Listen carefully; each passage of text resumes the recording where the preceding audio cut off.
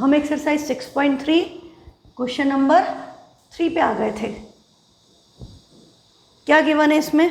ध्यान से क्वेश्चन को रीड कीजिए बुक से। ABC and DBC are two triangles. Point to be noted कि ABC and DBC are true triangles on the same base BC। BC same base है।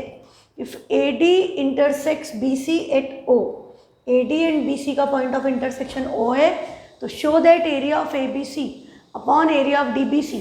ABC ये है, DBC ये है, BC common base AO upon DO के equal है। ये question हमको प्रूव करना है। तो सबसे पहली बात जो आपको ध्यान रखनी है, जब आप इसका डायग्राम बनाएंगे तो ABCD नहीं है, ABDC। ये बात ध्यान रखना। ये बहुत कॉमन मिस्टेक है जो इसमें बच्चे कमिट कर लेते हैं। तो सिंपली हमारे पास क्या है? Triangle ABC and DBC। Triangle ABC and triangle DBC दोनों का बेस कॉमन है BC। तो आपने क्या किया? आपने यदि इस तरह से ट्राइंगल ABC बनाया, अब DBC आपका इस साइड भी बन सकता है, इसीलिए उन्होंने डायग्राम दिया है कि DBC with common base BC। ये डायगोनल को ज्वाइन किया पॉइंट ऑफ इंटरसेक्शन O। अब प्रूव क्या करना है? प्रूव ये करना है कि area of ABC upon area of DBC, इन दोनों के एरिया का रेशो AO अपॉन DO के इक्वल है। तो भाई ये कैसे प्रूव करें? सोचो थोड़ा, थोड़ा दिमाग लगाओ पॉज करके वीडियो, और पहले लगा लिया हो तो बहुत अच्छी बात है। तो गिवन तो हमारे पास क्या है कि triangle ABC and triangle DBC lie on same base, ये दिया है। उसके अलावा हमें कुछ नहीं दिया। ये हमारा क्या हो गया? To prove area of ABC upon area of DBC equal to AO upon DO। अब यदि आप इसमें एरिया थ्योरम के बारे में सोच रहे हो कि हम एरिया थ्योरम लगाएं, तो यहाँ साइड का स्क्वायर तो है नहीं। एरिया तो है एक तरफ, पर दूसरी तरफ तो साइड का स्क्वायर नहीं है। और ये triangle ABC and DBC similar करने का भी कोई तरीका आपको नहीं मिलेगा, क्योंकि BC कॉमन है, उसके अलावा कुछ भी नहीं गिवन है। तो ट्राइंगल कॉमन भी नहीं, वो नहीं कर पाएंगे हम सिमिलर, तो एरिया थ्योरम तो नहीं लगेगा, है ना। तो यहाँ पर हम क्या करें? अब एरिया निकालना है तो परपेंडिकुलर तो डलना ही चाहिए। तो हम इधर से भी एक परपेंडिकुलर ड्रॉप कर दें और यहाँ से भी एक परपेंडिकुलर ड्रॉप कर दें, तो इसमें कंस्ट्रक्शन कर दें। तो गिवन हो गया, टू प्रूव भी हो गया। You are required to do construction. Draw AM perpendicular on BC and DN perpendicular on BC। AM भी BC पे परपेंडिकुलर है, DN भी BC पे परपेंडिकुलर है, ठीक है। अब जैसे ही आपने परपेंडिकुलर ड्रॉप किए, तब आप क्या लिख सकते हो? एरिया ऑफ प्रूफ में हमको लेफ्ट हैंड साइड में क्या है? दोनों का एरिया। तो area of triangle ABC upon area of triangle DBC calculate कर सकते हैं। तो एरिया ऑफ ट्राइंगल क्या होता है? आप एक बार चाहें तो ऊपर लिख दें, area of triangle equal to half base into height, है ना। तो area of triangle half base into height है, तो एरिया ऑफ ट्राइंगल ABC क्या होगा? हाफ। ABC में हाइट क्या है? AM, बेस क्या हुआ? BC, तो half AM into BC divided by half, इसका बेस भी BC पर इसकी हाइट क्या है? DN, तो this is half DN into BC, ये आएगा। इसमें कोई डाउट है? हाफ से हाफ कैंसिल हो रहा है, BC से BC कैंसिल हो रहा है, तो आपके पास क्या बचा? Area of triangle ABC upon area of triangle DBC किसके इक्वल है? AM अपॉन DN के। ये एक रिलेशन आपने निकाल लिया, ठीक है। हमने क्या किया? हमने सिंपली BC पर दोनों वर्टेक्स से A और D से परपेंडिकुलर ड्रॉप किया, एरिया ऑफ ट्राइंगल का फॉर्मूला लगाया, half base into height. Half और बेस सेम था, कैंसिल हो गया, दोनों की हाइट का रेशो आ गया, इसको फर्स्ट दे दिया। पर हमें प्रूफ क्या करना था?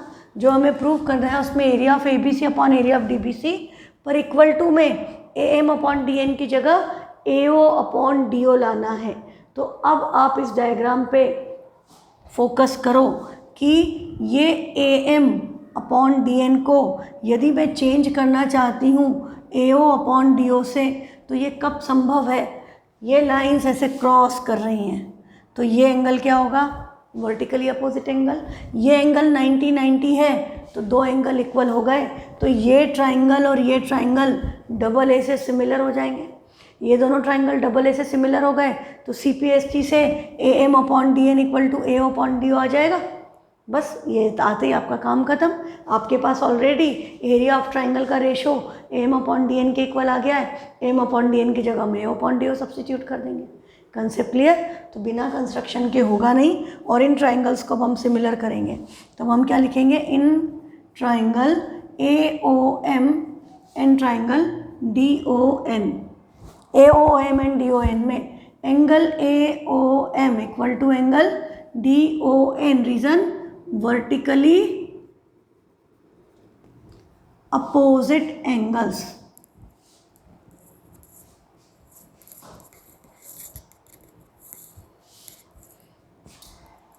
Opposite angles.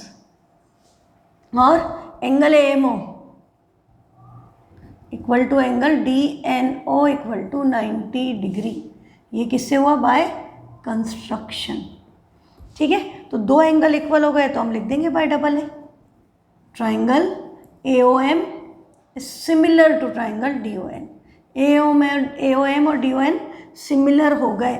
सिमिलर हो गए तो CPST अप्लाई करेंगे, तो this implies AO/DO equal to AM/DN by CPST। ये एक आपका इम्पॉर्टेंट रिजल्ट आ गया। और फर्स्ट रिजल्ट आप ऑलरेडी निकाल चुके हो कि area of ABC upon area of DBC AM/DN के इक्वल है, पर AM/DN AO/DO के इक्वल है। तो अब हम क्या लिख देंगे? From 1 and 2 area of triangle ABC upon area of triangle DBC equal to AO/DO। यही हमको प्रूव करना था लास्ट में एज यूजुअल, हेंस प्रूव्ड। ठीक है, सिंपल कंसेप्ट है, पर दो चीज़ें याद रखनी है। एक तो इसमें कंस्ट्रक्शन होगी नंबर 1, हाँ, कि एक तो ये ABCD नहीं लिखना है, this is ABDC। First thing जो इसमें गड़बड़ होती है वो मैं आपको सारी बातें बता रही हूँ। ABCD लिख दोगे तो होगा ही नहीं, ट्राइंगल ही नहीं सेट होंगे। ABDC लिखना है। दूसरी बात, दोनों पे हमने कंस्ट्रक्शन की, फिर हमने इन ट्राइंगल्स को सिमिलर किया और एरिया थ्योरम नहीं लगाया।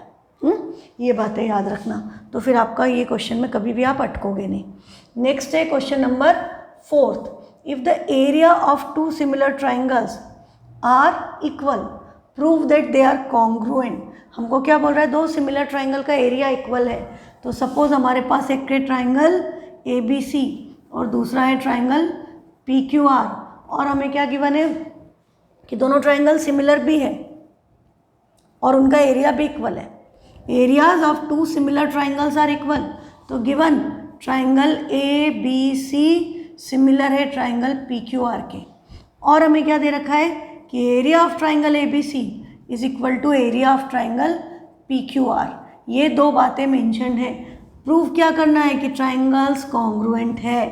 तो टू प्रूव आपका क्या हो गया कि triangle ABC is congruent to triangle PQR। आपको पता है कि कॉन्ग्रुएंट होंगे तो एरिया इक्वल होगा, पर एरिया इक्वल हो तो कॉन्ग्रुएंट होना ज़रूरी नहीं होता। जैसे एक रेक्टेंगल और एक ट्राइंगल का एरिया भी इक्वल होता है, पर ट्राइंगल और रेक्टेंगल कॉन्ग्रुएंट थोड़े होते हैं, है ना।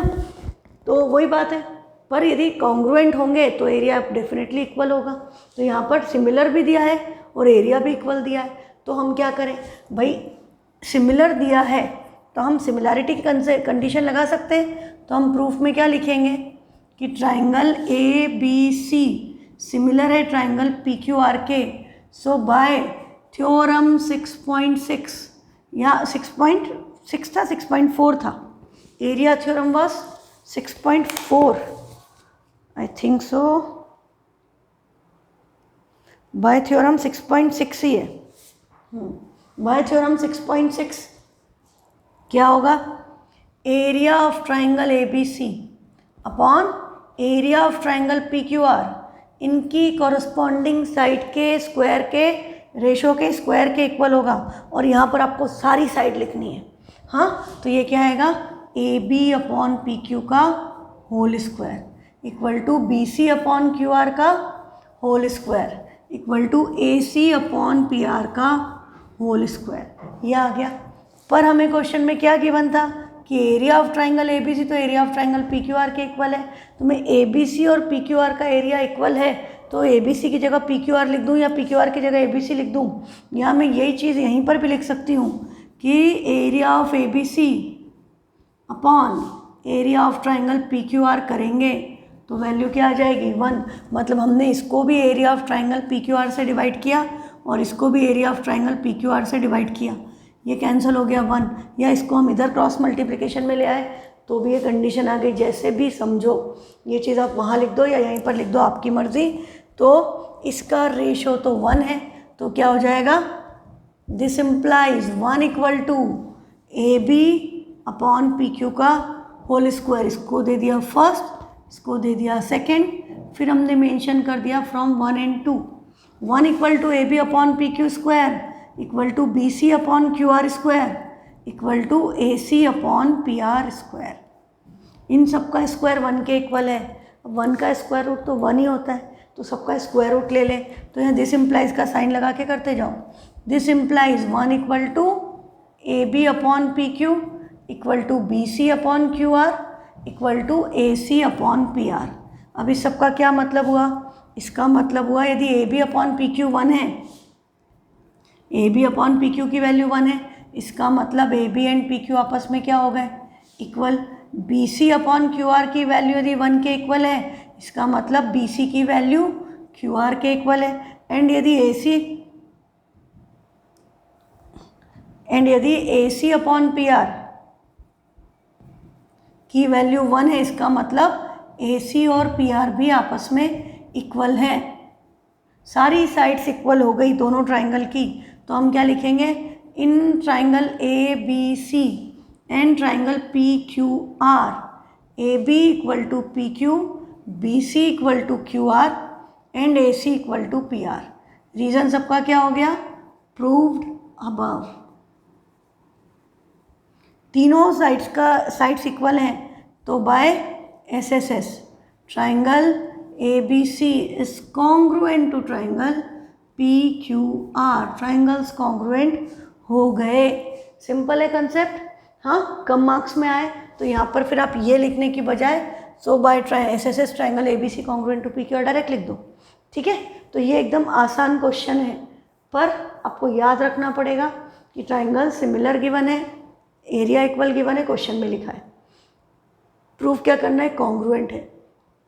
एरिया थ्योरम लगाया, एरिया इक्वल था तो एरिया का रेशो 1 हो गया, तो सारी साइड का स्क्वायर 1 के इक्वल है, तो तीनों साइड्स आपस में इक्वल आ गई। साइड्स इक्वल आ गई तो ट्राइंगल्स विल बी कॉन्ग्रुएंट। इसको किसी और क्राइटेरिया से भी कर सकते थे, बिल्कुल कर सकते थे। हम एंगल B को एंगल Q के इक्वल बोल सकते हैं। CPST से ट्राइंगल सिमिलर है, और हमने यदि AB और PQ और BC और QR इक्वल कर दिया तो A से S लग गई। और आपका एंगल A एंगल P के इक्वल भी है CPST से, तो आपने ये दोनों एंगल और ये साइड इक्वल बोल दी तो ऐसे A से लग गई। चॉइस आपकी है, ज़्यादा आसान SSS है ना। बाकी आपको जो करना है आप कर सकते हो, इसमें कोई प्रॉब्लम नहीं है, बट जनरली इसको SSS से किया जाता है। नेक्स्ट क्वेश्चन है DEF are respectively the mid points. 9th का क्वेश्चन याद आएगा आपको इसको करके। ट्राइंगल ABC के मिड पॉइंट्स हैं DEF, इसका मिड पॉइंट D, इसका मिड पॉइंट E, इसका मिड पॉइंट F, और हमने इनको इस तरह से ज्वाइन कर दिया। तो triangle DEF are respectively the mid points of AB, BC and CA of triangle ABC। Find the ratio of area of DEF to area of ABC। इस ट्राइंगल और इस ट्राइंगल के एरिया का रेशो कैलकुलेट करना है। तो given क्या हो गया, यही DEF are mid points of sides of triangle ABC। कौन सी साइड है वो लिखा हुआ है, तो मुझे पूरा डाटा डिटेल में लिखने की ज़रूरत नहीं है। टू फाइंड, हमको क्या निकालना है, area of triangle DEF upon area of triangle ABC। हमको इनका रेशो निकालना है। अब रेशो निकालना है मतलब एरिया थ्योरम लगना चाहिए। एरिया थ्योरम लगना चाहिए मतलब साइड्स में कुछ रिलेशन चाहिए और ट्राइंगल सिमिलर करने पड़ेंगे, है ना। ट्राइंगल सिमिलर किए बिना तो एरिया थ्योरम लगेगी नहीं। तो आप DEF को ABC के सिमिलर कैसे कर सकते हो, अब इस बारे में विचार करो। तो आपने 9th में थ्योरम पढ़ा था मिड पॉइंट थ्योरम, और अभी 10th में हमने उसका प्रूफ पढ़ा था कि यदि ट्राइंगल में 2 साइड का मिड पॉइंट है तो वो थर्ड साइड के पैरेलल और उसके हाफ के इक्वल होता है, याद है ये। तो ये वाली साइड इसके पैरेलल हो जाएगी। ऐसे ये भी मिड पॉइंट्स हैं तो ये वाली साइड इसके इक्वल एंड पैरेलल, और ये भी मिड पॉइंट्स हैं तो ये वाली साइड इसके भी इक्वल एंड पैरेलल। सारी साइड आपस में इक्वल एंड पैरेलल हो जाती है। अब ये देखो, ये वाली साइड का ये हाफ है और ये मिड पॉइंट्स है और ये इसके हाफ के इक्वल है, तो ये दोनों इक्वल हो गए और पैरेलल भी है। तो ये जो पोर्शन बना ये पैरेललोग्राम बनेगा। Opposite angles of parallelogram are equal, तो ये वाला एंगल आपके इसके इक्वल होगा। सिमिलरली आपका ये भी तो हाफ है तो ये भी इक्वल एंड पैरेलल, तो ये वाला शेप भी क्या बन गया, पैरेललोग्राम। तो ये एंगल इसके इक्वल। अब इस छोटे ट्राइंगल का ये वाला एंगल इसके इक्वल है, ये वाला एंगल इसके इक्वल है, 2 एंगल इक्वल, डबल ए से सिमिलर। सेम वे में करते तो ये एंगल भी इसके इक्वल आता। हाँ, तो डबल ए से ट्राइंगल सिमिलर हो गए तो इनके एरिया का रेशो इनकी साइड के रेशो के स्क्वायर के इक्वल होगा। तो ये वाली साइड आपको पता है इसका हाफ है ना, ये साइड इसका हाफ है, तो इसकी साइड अपॉन इसकी साइड 1/2 का स्क्वायर, रेशो क्या आएगा 1:4, है ना। 9th में भी आपका ये क्वेश्चन था, उसमें हम क्या करते थे कि डायगोनल जो है उसको 2 इक्वल एरिया के ट्राइंगल में डिवाइड करती है। पैरेललोग्राम प्रूव करने के बाद ये डायगोनल है तो दोनों एरिया का ट्राइंगल्स का एरिया इक्वल है। फिर ये भी पैरेललोग्राम है, इसका एरिया इसके इक्वल है, ये भी पैरेललोग्राम है, इसका एरिया इसके इक्वल है। चारों ट्राइंगल में कॉमन आ रहा है ये वाला ट्राइंगल, तो इन सब का एरिया आपस में इक्वल है। तो बड़े वाले ट्राइंगल का एरिया 4 टाइम्स हो गया इस छोटे ट्राइंगल से, है ना, क्योंकि x + x + x + x 4x, तो भी रेशो क्या आता था 1/4। अब इसी क्वेश्चन को हम कंपेरेटिवली इजीली कर पाएंगे with the help of area theorem. तो कंसेप्ट क्लियर, तो हमारा गिवन हो गया, 2 फाइंड हो गया। अब हम सॉल्यूशन पे, प्रूफ का क्वेश्चन नहीं है, कैलकुलेशन का है, तो हम क्या बोले, D and F are midpoints of AB and AC respectively. So by midpoint theorem क्या होगा, DF is parallel to BC and DF equal to half of BC। DF BC के पैरेलल है और BC के हाफ के equal है, पर हमें क्या गिवन है, E is mid point of BC। E mid point है BC का, इसका मतलब this implies BE equal to CE, ये भी किसके इक्वल होगा, हाफ ऑफ BC के। हाँ, BE और CE भी हाफ ऑफ BC हैं। ये वाली side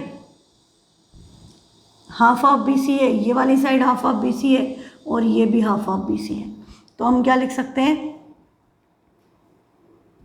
this implies DF equal to BE, क्योंकि DF हाफ ऑफ BC के इक्वल है, तो DF equal to BE and DF BC के पैरेलल है तो BE के भी पैरेलल होगा, and DF is parallel to BE, और DF parallel to EC and DF equal to EC, क्योंकि वो भी हाफ ऑफ वो है, तो and DF equal to CE and DF is parallel to CE। ये 2 कंडीशन आ गई। अब जब ये वाली साइड इसके इक्वल एंड पैरेलल है तो BEFD, तो इससे क्या आएगा BEFD। BEDF नहीं लिख सकते, वही बात ABCD वाली, BED आनी है, D इधर है, या तो ऐसे जाओ BDFE या BEFD, आपकी मर्जी। BEFD is parallelogram, BEFD parallelogram हो गया, और ये साइड इसके इक्वल एंड पैरेलल, तो CEDF या CFDE, जो भी तुम्हारी मर्जी, CFDE BB क्या हो गया, पैरेललोग्राम। चाहो तो आप रीजन लिख सकते हो, अ quadrilateral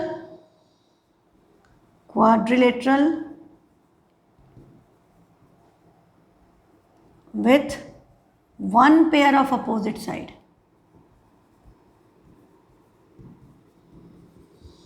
equal and parallel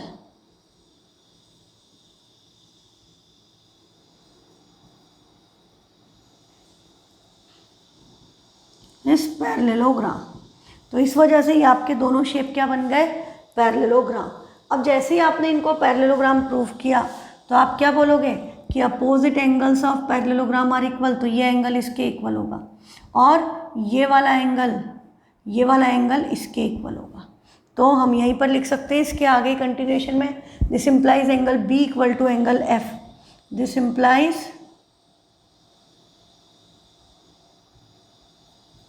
angle B equal to angle F, और इसमें क्या आएगा, angle C equal to angle D. दोनों का रीजन क्या हुआ, opposite angles of parallelogram, opposite angles of parallelogram.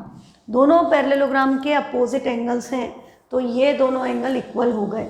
ठीक है, अब हमको क्या करना है, हमको तो ट्राइंगल्स को सिमिलर करना है। तो अब हम लिखेंगे in triangle A B C and triangle B पे क्या आ रहा है एफ और सी पे क्या आ रहा है D, in triangle F D E angle B equal to angle F, angle C equal to angle E. Reason क्या हो गया, प्रूव्ड अबव, वो हमने प्रूव कर दिया। तो by double A triangle A B C similar हो गया ट्राइंगल एफ डी ई के। अब ट्राइंगल सिमिलर हो गए तो उनके एरिया का रेशो थ्योरम 6.6 लग जाएगा। सो बाय थ्योरम 6.6 या बाय एरिया थ्योरम, ये भी आप लिख सकते हो। बाय एरिया थ्योरम क्या होगा, area of F D E upon area of A B C किसके इक्वल होगा, इनकी कॉरस्पॉन्डिंग साइड के। हमने रिलेशन किस में निकाला है, डी एफ और बी सी में, तो हम लिख देंगे डी एफ और बी सी में रिलेशन है F D E and A B C, तो D F upon B C whole square, D F is parallel to B C and D F equal to half of B C.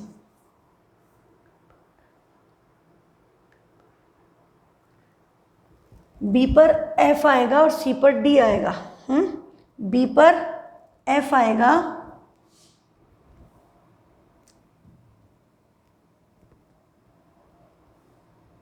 और सी पर D आएगा। तो देखो triangle के नाम क्या लिखेंगे, ए बी सी, बी पर एफ सी पर डी, तो यहाँ क्या बचा E, A B C and E F D, तो B C and F D, सही है। तो यहाँ पर नाम सही लिखना, ये आपका आ गया E F D, E F D.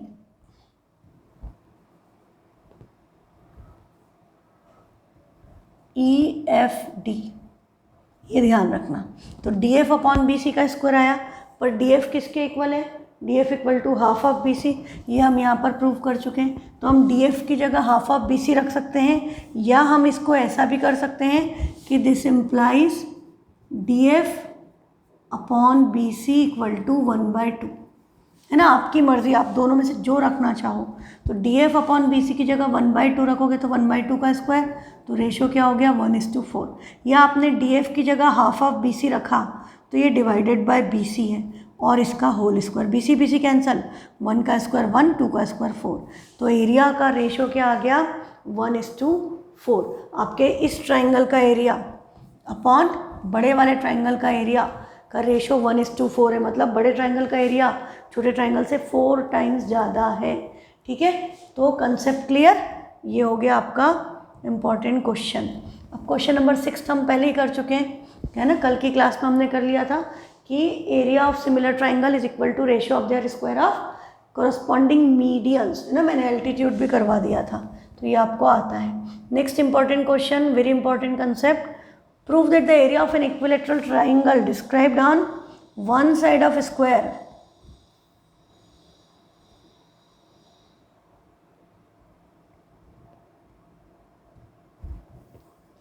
ये स्क्वायर है। अब आपने क्या किया, इसकी किसी एक साइड पे इक्विलेटरल ट्राइंगल को डिस्क्राइब किया। जैसे हमने सपोज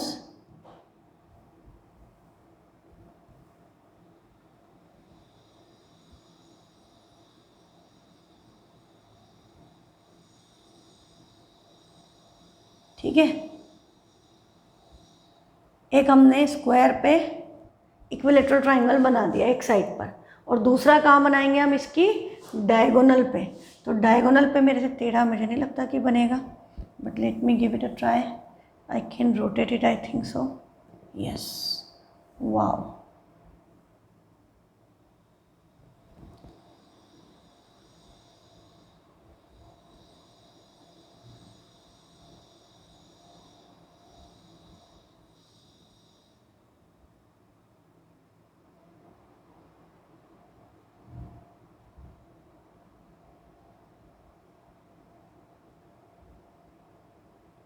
परफेक्ट।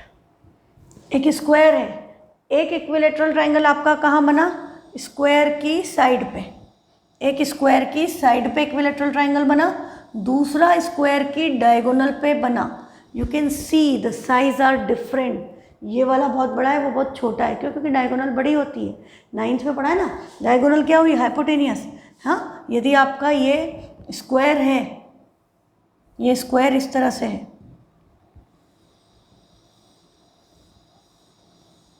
है ना, ये स्क्वायर है, तो ये दोनों, ये सारी साइड आपस में इक्वल है, और ये डायगोनल क्या हो गई, दिस इज हाइपोटेनियस, ये 90 है। तो हाइपोटेनियस सबसे बड़ी साइड होती है राइट ट्राइंगल में, तो स्क्वायर में डायगोनल द लॉन्गेस्ट साइड होती है। तो अब आपको क्या बोल रहे हैं, prove that the area of an equilateral triangle described on one side of a square is equal to half the area of the equilateral triangle described on one of its diagonal. जो ये triangle है, इसका area इसके area का half है। इसका area यदि 10 है तो इसका एरिया 5 है, इसका एरिया यदि 4 है तो इसका एरिया 8 है, इसका एरिया यदि 100 है तो इसका एरिया 50 है। ये बात समझनी है आपको कि अब आप इसको कैसे प्रूव करोगे। तो हम सिंपली क्या करें, देखो आपको दोनों ट्राइंगल की साइड्स में रिलेशन लाना है, और हमने सबसे फर्स्ट डे जब सिमिलैरिटी शुरू की थी, what we read, all equilateral triangles are similar. तो ये इक्विलेटरल ट्राइंगल सिमिलर तो हैं, सिमिलर है तो एरिया थ्योरम भी लग जाएगा कि area of triangle this upon area of triangle this, पर वो क्या आएगा, साइड के रेशो के स्क्वायर। तो हमें रिलेशन किस में चाहिए, दोनों की साइड में। तो अब एक तरीका ये है कि एक बनाए स्क्वायर की साइड पे, एक बनाए स्क्वायर की डायगोनल पे, ठीक। तो एक स्क्वायर की साइड और स्क्वायर की डायगोनल, इसमें क्या रिलेशन होता है, साइड को यदि हम ए ले लें तो ये 90 डिग्री है, पाइथागोरस थ्योरम, ये diagonal A B C D. तो यदि मैं बी डी निकाल रही हूँ तो अंडर रूट टी आएगा, तो बी डी की वैल्यू क्या आ गई, √2 इंटू ए स्क्वायर का स्क्वायर रूट निकल गया ए, और रूट में आ गया 2। तो डायगोनल की लेंथ √2a होती है, और ये चीज़ आप डायरेक्ट लिख सकते हो because this is a formula also कि diagonal of square, diagonal of square equal to √2 into side. √2 into side होता है, कम मार्क्स में आए डायरेक्ट लिख दो, ज़्यादा मार्क्स में आया by Pythagoras theorem, by Pythagoras theorem. अगली एक्सरसाइज में हम उसका प्रूफ करेंगे। तो आपने प्रूफ कर दिया कि ये सारी साइड ए है, तो डायगोनल क्या हो गई, √2 इंटू ए। क्या मतलब, ये जो ट्राइंगल बना है इसकी सारी साइड ए, इसकी सारी साइड √2a, और इक्विलेटरल ट्राइंगल है तो सारे एंगल 60 60 60 60 60 60। तो अब हम क्या लिखेंगे, नाम दे दो कुछ इसको। तो ये हमारा ABCD तो यहाँ घुस गया, तो अब नेमिंग फिर से कर लेते हैं, A B C D E F, ठीक है। तो ये आपका क्या हो गया, triangle ABE and triangle BDF are formed on side and diagonal of square ABCD। ये हमें गिवन है, और यहाँ इक्विलेटरल वर्ड भी डाल दें, equilateral triangle ABE and BDF are formed on side and diagonal of square ABCD।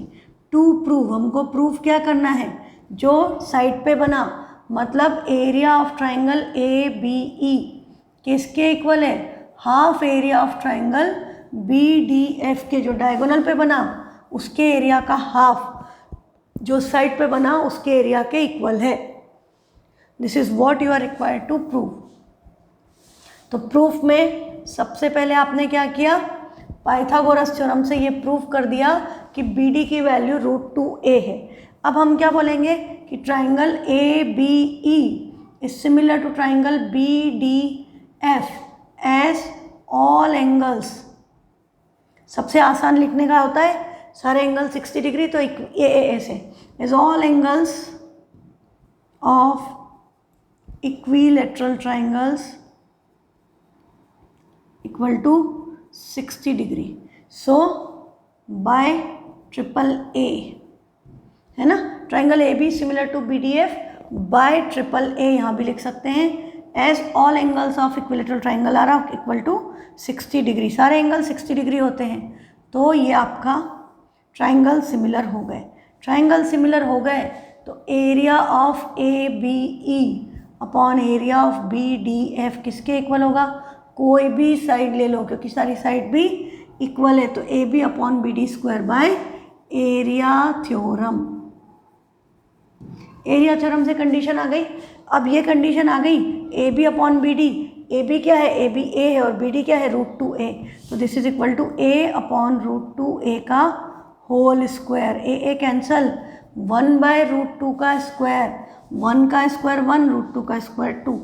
और यदि रेशो ही प्रूव करना है तो आप ऐसे ही लिखा रहने दोगे कि area of ABE upon area of BDF equal to 1/2 है ना, ऐसे भी आ जाता है कई बार। पर अभी जिस फॉर्मेट में प्रूव करना है BDF उधर चला गया, तो area of ABE equal to half area of BDF, यही प्रूव करना था, हैंस प्रूव्ड। और कई बार पता है ऐसा बोल देते हैं कि जो डायगोनल पे बना उसका एरिया जो साइड पे बना उसका डबल है, तो ये 2 क्रॉस मल्टीप्लिकेशन में इधर आ जाता, तो आप 2 times area of ABE equal to area of BDF ये भी लिख सकते थे।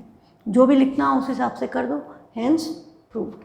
Concept clear. सिंपली हमने एक ट्राइंगल बना आपकी साइड पे, एक ट्राइंगल बना आपकी डायगोनल पे, तो हमारी स्क्वायर की साइड क्या होती है AAA, हाँ, तो डायगोनल क्या हो गई √2a, क्योंकि ये एंगल 90 है, तो भाई पाइथागोरस थ्योरम हमने ये प्रूव कर दिया कि ये √2a है। फिर हमने बोला ये ट्राइंगल AAA से, क्योंकि इक्विलेटरल ट्राइंगल है, सारे एंगल इक्वल AAA से सिमिलर है। यदि आप ऐसे करोगे तो आपको साइड का रेशियो बताना पड़ेगा, A/√2 है, सबका रेशियो 1/√2 1/√2, तो इसलिए आसान लिखने में होता है AAA कि सारे एंगल 60 है, तो AAA से ट्राइंगल सिमिलर है, तो इसका एरिया अपॉन इसका एरिया इक्वल टू उनकी साइड के रेशियो का स्क्वायर।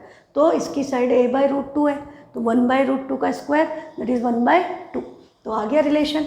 यही प्रूफ करना था, ये बहुत इंपॉर्टेंट क्वेश्चन है। अच्छा, यही क्वेश्चन बेटा दिया ऐसे दे दिया कि in an isosceles right angled triangle, तो ये राइट एंगल और आइसोस्लेस मतलब ये दोनों साइड इक्वल।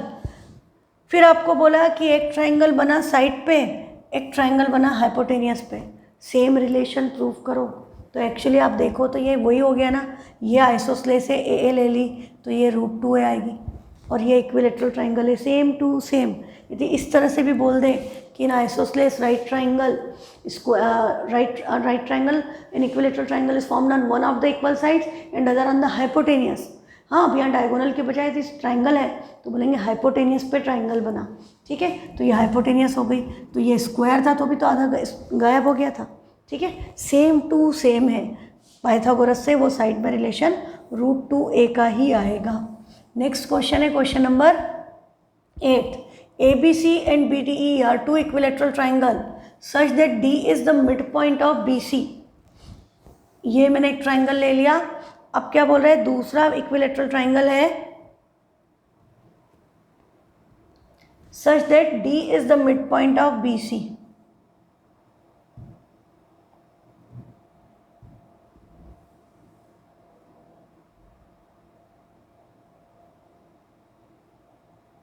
इस तरह से, ये इस तरह से भी हो सकता है नीचे, या ये ट्राइंगल आपका ऐसे भी बन सकता है, ये ट्राइंगल ऐसा भी बन सकता है कि इस तरफ ही बन जाता, ये ट्राइंगल आपका इस तरफ ही बन जाता है, ऐसा भी बन सकता था कि ये इस तरह से बन जाता, पर ये इसका मिड पॉइंट है। गिवन क्या है कि ये जो है ये इसका मिड पॉइंट है कि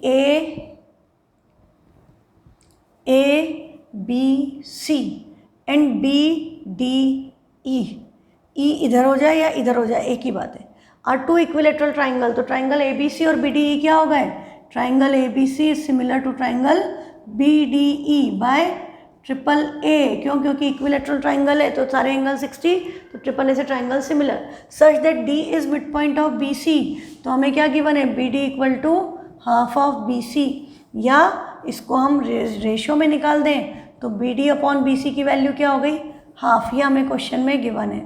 अब हमें निकालना क्या है, area of triangle A B C upon B D ई।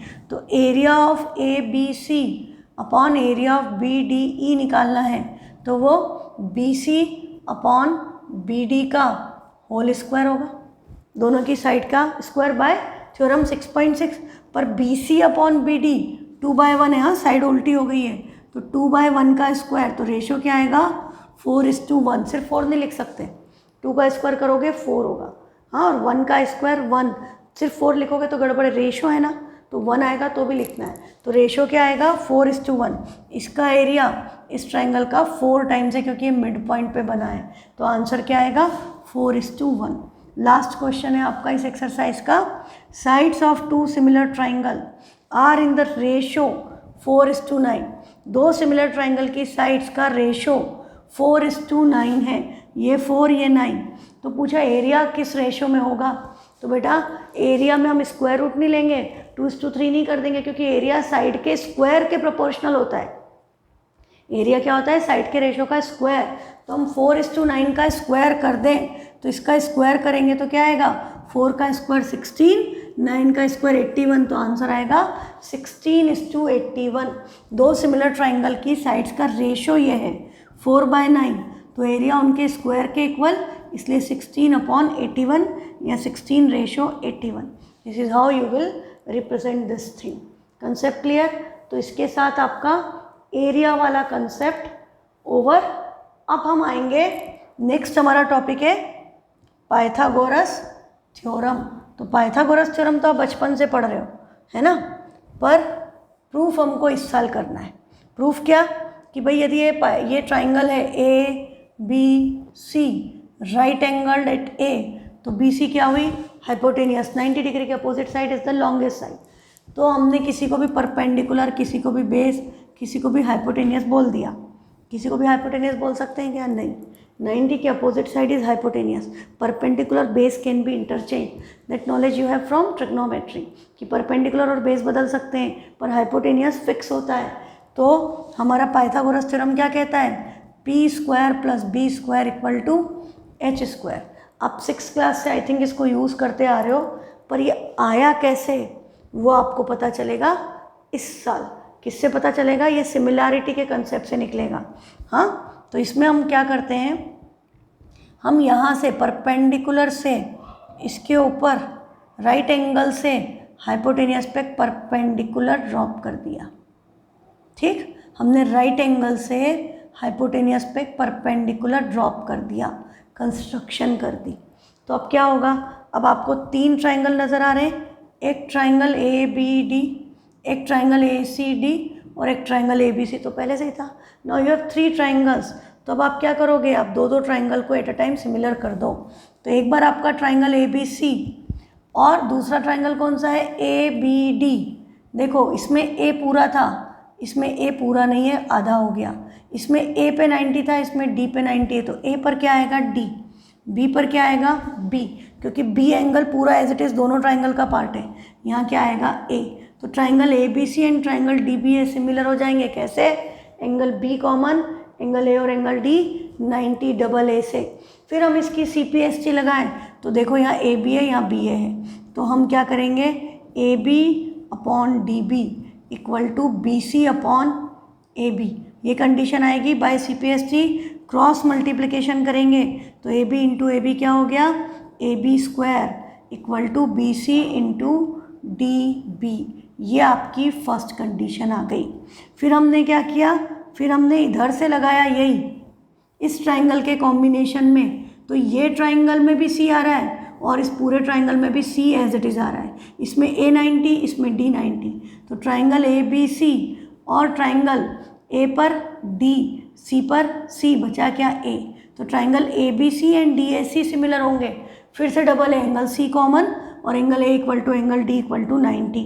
अब यहाँ आपको क्या दिख रहा है, AC और AC जो सेम आ रहा हो उस पर फोकस करो CPST में। तो AC अपॉन DC किसके इक्वल होगा, BC अपॉन AC। होती तीनों है, AB अपॉन DAB होगी, पर हमारे काम की सिर्फ दो हैं। ये by CPST cross multiplication AC into AC square equal to BC into DC, ये आ गया। अब हम इन दोनों इक्वेशन को ऐड कर दें, इधर AC square equal to BC into DC है, इनको ऐड किया तो AB square plus AC square, दोनों के पास BC है, BC कॉमन ले लिया तो ब्रैकेट में क्या बचेगा, DB प्लस DC। डायग्राम में देखो, what is DB plus DC, this is BC, तो हम इसको क्या लिख देंगे, BC। तो ये हो गया BC multiplied by BC, BC into BC is BC square. तो AB square plus AC square equal to BC square, that is what is Pythagoras theorem. ठीक है, कंसेप्ट समझ में आया। तो इसका प्रूफ हम कल ढंग से लिखेंगे क्योंकि आज फिर ज़्यादा हो जाएगा, है ना। कंसेप्ट थोड़ा सा माइंड में आ गया आपके, अब आप इसका प्रूफ देखिएगा। और इस कंसेप्ट पे कि हमने राइट ट्राइंगल में राइट एंगल से परपेंडिकुलर ड्रॉप किया, हाँ राइट एंगल में राइट ट्राइंगल में राइट एंगल से हाइपोटेनियस पे परपेंडिकुलर ड्रॉप किया, तो ये तीन ट्राइंगल 1, 2 और जो ओरिजिनल ट्राइंगल था, ये तीनों आपस में एक दूसरे के सिमिलर होते हैं। इस पे बेस्ड बहुत सारे क्वेश्चन आपको 6.5 एक्सरसाइज में मिलेंगे, तो कल कंटिन्यू करेंगे। ठीक है, बहुत सारे एग्जांपल्स भी है उसमें इम्पॉर्टेंट, जो एग्ज़ाम पॉइंट ऑफ व्यू से बड़े इंपॉर्टेंट है, तो बहुत अच्छे से करना। ठीक है, अभी तक जो किया है उस सबको भी अच्छे से रिवाइज़ करो, जहाँ डाउट है वो पूछो। Thank you.